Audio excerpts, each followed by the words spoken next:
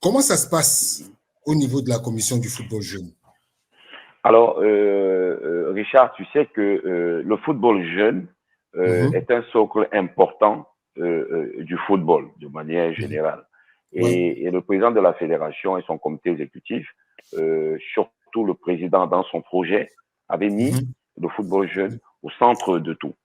Je peux te dire aussi que en d'autres temps, j'étais en charge des sélections de 17 ans avec lesquelles j'étais champion d'Afrique. Et voilà, donc je peux parler aisément de ces choses-là sans avoir froid aux yeux. Je pense que il y a quelque chose qui se mettait en place il y a 4 ans.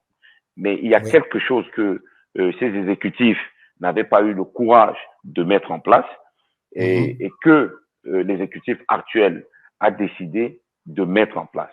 Le problème sur les identités des joueurs. Tu sais, Richard, c'est difficile quand au-delà de que je suis à la fédération, je suis moi-même promoteur de football jeune. Donc, c'est très embêtant quand vous avez un gamin de 12 ans qui vient jouer une compétition de 13 ans et qui vous dit que dans l'équipe adverse, il y a son grand frère, même père, même mère, qui est là en face et qui, lui, a 11 ans. Et lui, le frère, petit frère cadet, a 12 ans, il a 13 ans. Il y a quelque chose qui ne va pas. Alors, ça, c'est le premier point. Le deuxième point, c'est que sur l'international, nous avons ce souci de jeunes joueurs qui vont et dont après, on ne trouve pas très bien ce qui se passe. Et je pense que il était important. Je me souviens quand je reviens de la Coupe d'Afrique des 17 ans au Brésil et que je discute avec les promoteurs du football jeune, je leur dis, il va falloir que nous remettons la balle au centre et que nous revenons à des choses plus simples. Il faut absolument que nous changeons notre façon de penser cette affaire-là. Et donc, une des révolutions qui est importante, c'est le changement de système. L'exécutif actuel est passé sur TMS. Et donc, pour aller sur TMS, il vous faut un document officiel vrai. J'entends par document officiel vrai la CNI. Si vous fraudez sur la CNI, comme j'aime à le répéter à chaque fois que je rencontre des promoteurs, c'est pas la fédération que vous aurez en face de vous, mais c'est l'État. Parce que vous allez aller frauder sur une pièce d'État. Et vous rendrez compte, vous irez discuter avec notre papa Bagangele, comme j'aime à le dire, comme ça. Et le fait que nous ayons un football déjà au niveau de l'administration réglementé, compréhensible de tout le monde, alors va se mettre en place la deuxième phase. La deuxième phase, c'est d'avoir une transmission de connaissances par des gens qui ont la connaissance. Je vous raconte une anecdote pour que vous compreniez exactement ce que je veux dire.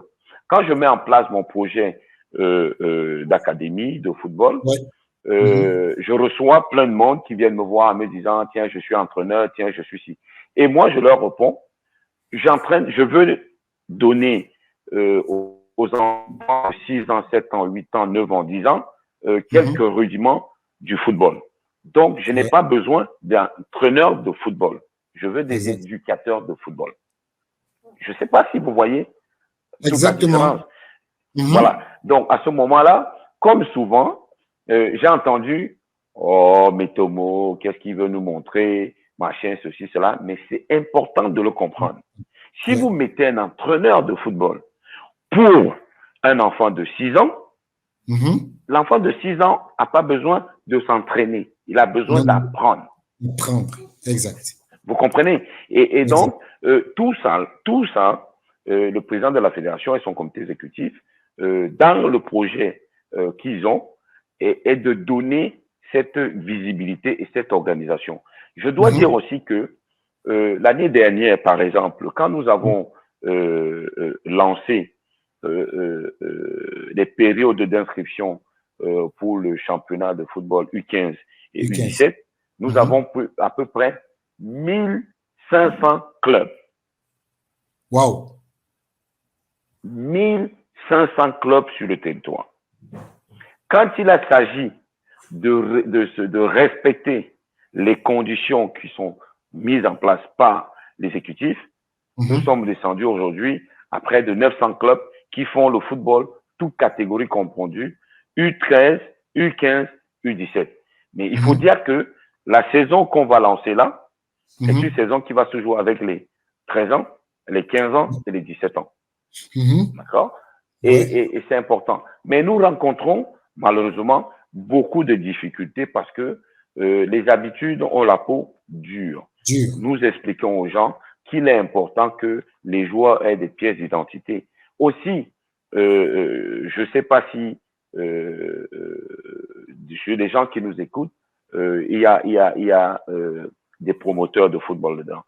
C'est aussi parce que à chaque fois que vous avez un gamin qui a la chance d'aller du côté de Lille, de Rennes, de Monaco ou ailleurs, à peine son dossier est rentré à la fédération pour une demande de lettre de sortie, vous avez des dossiers qui arrivent, des gens avec des noms. D'ailleurs, vous voyez ce qui se passe aujourd'hui avec dans les clubs là, sur le championnat professionnel.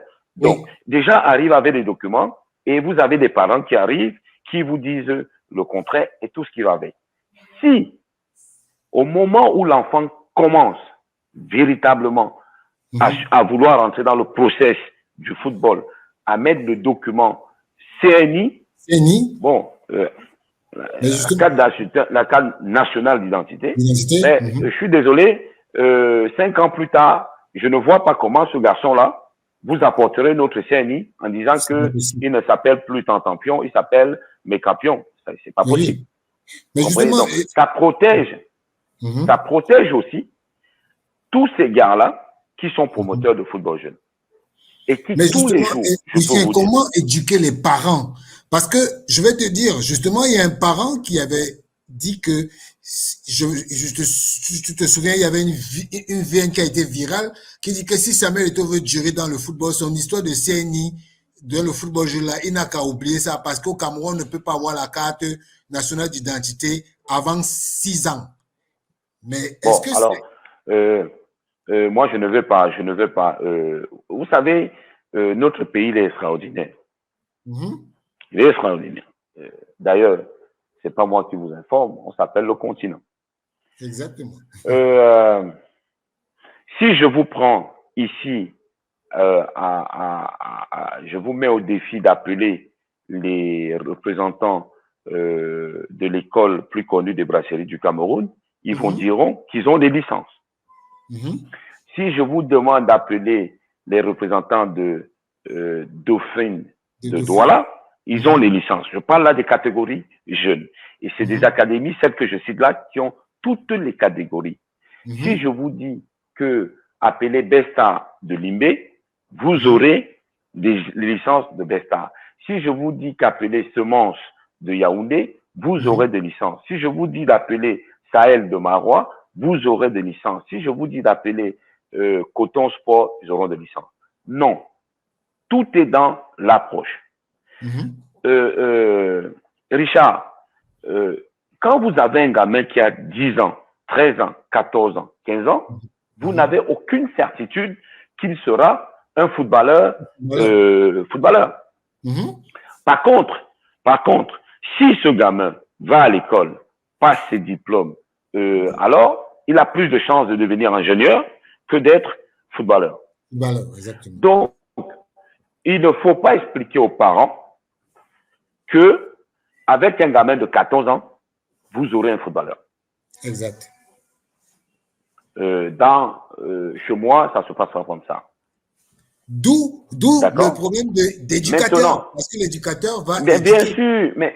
Mais bien sûr, maintenant, tu expliques calmement aux parents que vous êtes libre de choisir de faire du football loisir, auquel cas l'enfant vient s'entraîner tranquillement, mais il ne fera pas de compétition.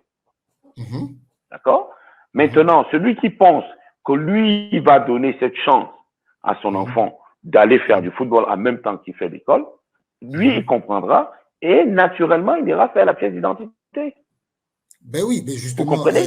Alors, exactement. je ne veux pas être cru, mais j'ai envie de dire, excuse-moi du terme, Non, mais il faut le et dire. puis ça va Il faut peut-être dire pas les plaire. choses. Je pense que beaucoup de personnes sont rentrées dans le football sans comprendre ce que c'est le football.